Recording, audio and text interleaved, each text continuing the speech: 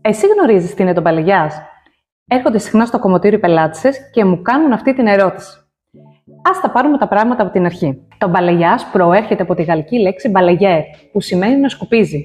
Αυτή η τεχνική ξεκίνησε στη Γαλλία και έγινε δημοφιλής στις δεκαετίες του 70 και του 80. Έφτασε όμως στην Ελλάδα στη διάρκεια των τελευταίων χρόνων με την αυξανόμενη δημοφιλία της παγκοσμίως. Οι επαγγελματίες του χώρου μας ενσωμάτωσαν αυτή τη μοντέρνα τεχνική στην προσφορά τους, αντικατοπτρίζοντας τις επικράτουσες τάσεις και αισθητικές στον χώρο της ομορφιάς. Τι είναι όμως το μπαλεγιάζ?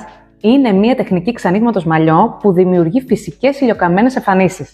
Κατά τη διαδικασία τη χρησιμοποιούμε ελεύθερη χειροκίνητη εφαρμογή, χωρίς να ξεκινάει από την κορυφή του κεφαλιού, αλλά να φτάνει σίγουρα μέχρι τις άκρες, χαρίζοντας έτσι ένα ομοιόμορφο φυσικό αποτέλεσμα. Βέβαια, έχουμε και την εξέλιξη του μπαλεγιάζ, το fresh balayage και το fresh balayage glossing, τα οποία εφαρμόζονται αποκλειστικά και μόνο